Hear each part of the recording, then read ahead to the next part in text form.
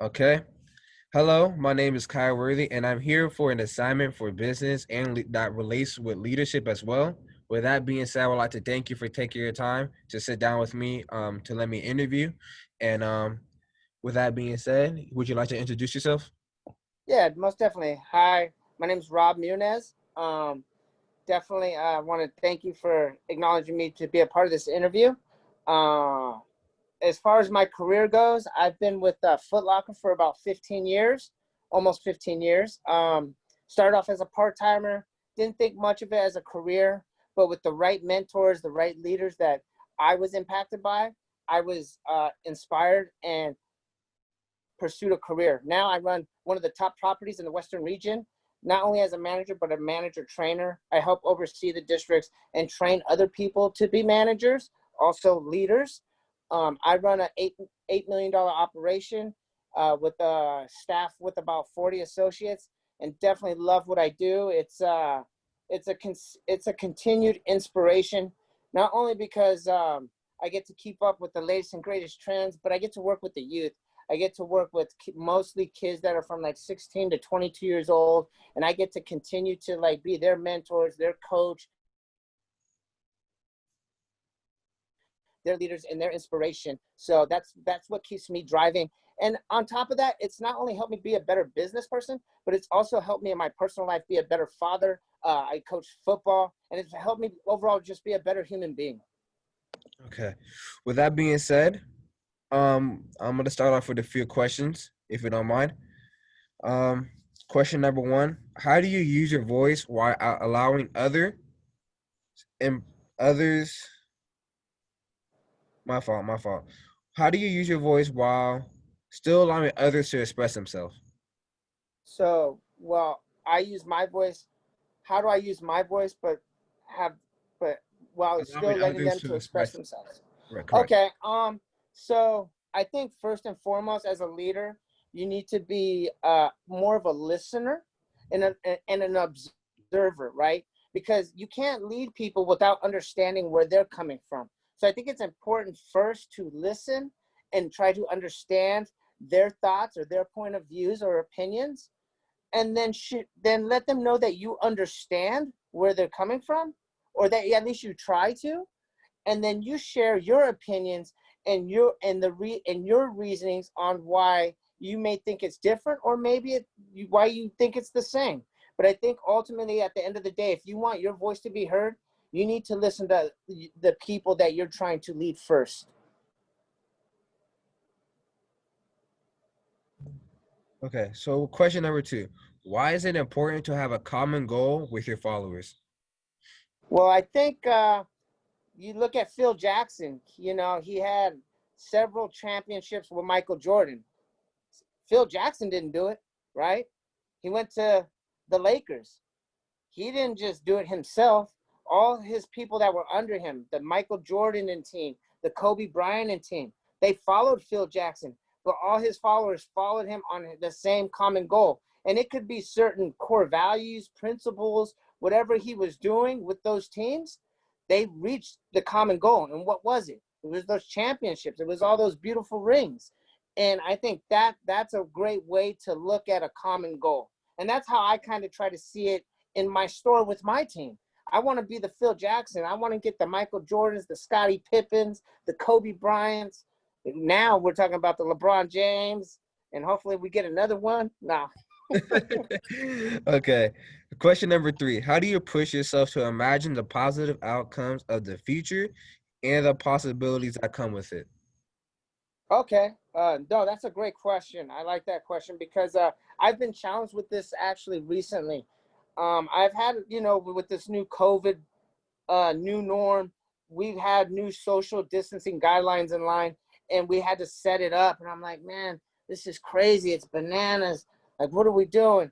And then my mentor, my supervisor, he comes in and he explains, well, these are the reasonings behind it. He was the solution minded. He's like, Rob, you need to be more solution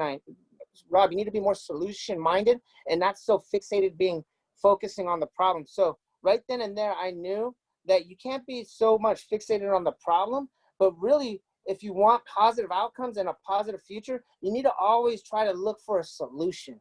And that's something I really want to take home personally with myself, my daughter, and anybody that's around me. I think that's very important. We're having that positive mindset, that growth mindset. Okay, question number 4. How do you bring others together to achieve a common vision? I think in any successful business, all businesses should have a vision. I'll share mine with you. It's our vision is to inspire and empower youth culture, and I think it's a really good vision, especially at Foot Locker, because what kid doesn't want to shop at Foot Locker, right? I bet every kid in your class probably almost shops at Foot Locker. Every athlete shops at Foot Locker.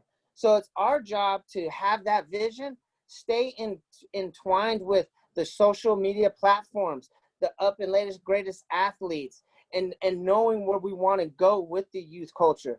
We want to continue to inspire people to be athletic, to be healthy, but at the same time, be cool and stylish, right?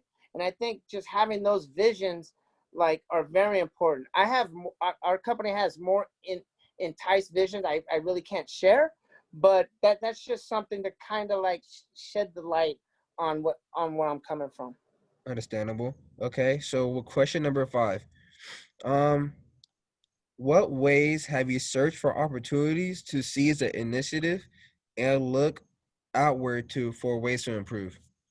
Okay, no, that's another great question. I think definitely you need to have that self-determination, that self-drive, but you need the right mentors there to help get you to those initiatives. My mentor, when I became an assistant manager, I wasn't a big fan in school, sorry, but he challenged me to get a laptop. I picked up my laptop. um, I started taking Excel classes because I do want to continue to grow to the next corporate ladder, which is district manager. I've also been reading books like Seven Habits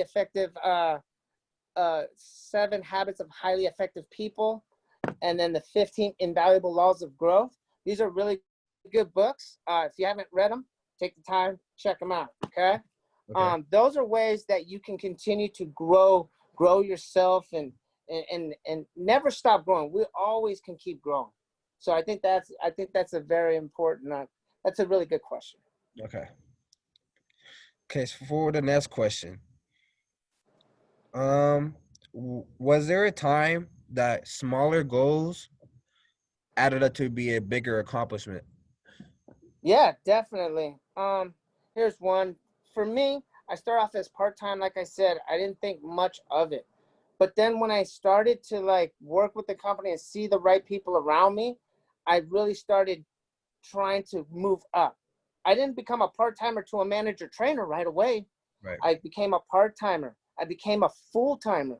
I became an assistant manager. Then I became an MIT. Then I became a rookie manager. Then I became a store manager. Then I went to a higher property and became a co-manager. And now I'm a general manager slash manager trainer um, in the top property in the Western region. That didn't happen overnight. It took Right. time. So it was little goals, and I just stayed consistent, determined. So it took 15 years, but I'm proud and I'm happy to where I've come in my career. Okay, for the next question, what is a way to build trust with those around you, and how can you build relationships with them as well? I think building trust, like the only way you can do that is having integrity. And by me saying that, I think is doing what's right. If you want to build that trust and get people to really confine into you, and you want to build those relationships, you also have to understand the balance, right? So we're not robots at our store. I can't just continue to tell people, hey, do this, hey, do that, I need this, we need to get this done. We also need to kind of make it somewhat personable. Hey, how you doing today? How's life? You want to talk about anything? You need to know a balance. You look distracted. I'm sorry. Is there a bug? Can you hear me? Yeah, I hear you. Everything's good. Okay. It's Look just like you were breaking up. I'm okay. sorry. No So worries. let me re-emphasize, it's about having integrity, okay, in all that you do, because the people that follow you and the relationships you're going to build are going to be based off your actions and your integrity. So with that being said, you need to find the balance of business relationship and personal relationship, and there needs to be a balance. Like if you come into the store and I say, hey, your goal is this, you need to do this, you need to do that, maybe you're having a tough day. Did I ask, hey, how was your day going? Or how are you doing? So you need to find the balance. And then in the same breath, you don't want to make it too personable, because then your people won't value you as a leader and they might just see you as a friend or a buddy. So you need to identify that balance, okay? For question number 8, how do you strengthen others' self-determination while maintaining your own? I'm sorry, can you repeat the question? My fault, my fault. How do you strengthen others' self-determination while maintaining your own determination? If that makes sense. Okay. No, it does. I think you need to, like, in order to continue their determination, you need to give people a pat on the back. Let them know what they're achieving. Let them know that their determination is being noticed. But also let them know, hey, you can always sharpen your saw, right? If you Right. don't, you like there's a quote in one of the books I was reading a while back, and it said that, this guy was hacking away at the tree, hacking away, and another guy came up to him and said, hey, why don't you just sharpen your saw and you'll chop the tree down way faster? What makes more sense? You want your mind so you can get better, faster, bigger results. So I Uh, think that's important. that makes sense, 100%. Work smarter, not harder. There you go. Okay. What is the best way you celebrated an individual accomplishment? Oh, okay. So in a small portion, on a consistent portion at the store, we do a thing called customer champion.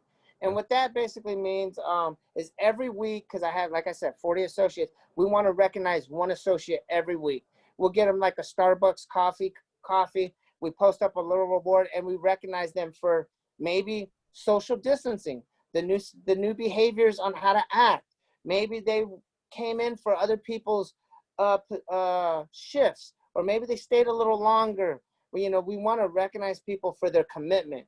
And then also on another level, when I promote assistant managers or store managers, we'll take the day to take a manager out and their significant other for dinner or for lunch, and we let them know, hey, you're doing a heck of a job. You're a part of this company, and we want to show you that we appreciate everything. And just have a dinner and try to really build that relationship to the next level. Right. Okay. That is some very, very a creative way to celebrate an individual's accomplishment as a follow like as an employee. I think it's the little things that actually make you feel better, and you being shown that you're being appreciated, and you being shown that you're doing the right thing, especially from a higher end and a higher role. I think it makes the employee feels 100% better. um Final question. Tell us a time that your followers failed at something, and how do you keep building the spirit of community during times of failure? Okay, so I don't know if this is a right or wrong answer. I definitely don't know if this is a right or wrong answer, but um, we don't really look at failure. We don't ever say that word. That's like a negative. We talk about opportunity. And before we talk about your opportunity, I'm gonna come to you and I'm gonna let you know what you do right. I'm gonna praise you and say, hey, you're doing really good here, but I've noticed there's kind of an opportunity here. Then we're gonna set a goal, and then we're going to set a follow-up process to follow up to see if you can overcome that opportunity. It's very important that you really don't go and hammer somebody for failing, because then they're never going to want to try it again. you know um there's so many examples. My daughter, she fell off her bike. I'm not going to slam her and say, oh, you failed. I'm going to be like, it's okay. It's all right. It's an opportunity. You learn. Maybe you won't fall if you put your foot down. Maybe if you put your foot down faster, you won't fall and you can keep riding. So we don't talk failure. We talk opportunity. but always praise and be positive. So that's all I have for that question. Okay. Um, that's about it for any of all those questions. Then again, I thank you for providing some knowledge that I didn't even know about leadership myself. And these questions were kind of some tough, thoughtful questions. And you basically got down, explaining them well, made sure that you got all of it through. And as a leader, um, definitely I see you as a leader as well, a great leader. And I can pretty sure I can a lot of your fellow coworkers can feel the same way. If there's anything that has to do with leadership, and if I have any questions, I'm definitely going to refer to you. And but that's about it. That's all what I got for you today. All right. Well, I just want to let you know if you ever need anything, I'm here. And thank you for the opportunity. And I hope everything was insightful and helpful. And let's keep in touch. Okay. Okay, thank you. I appreciate it gladly. All right. Thank you, man.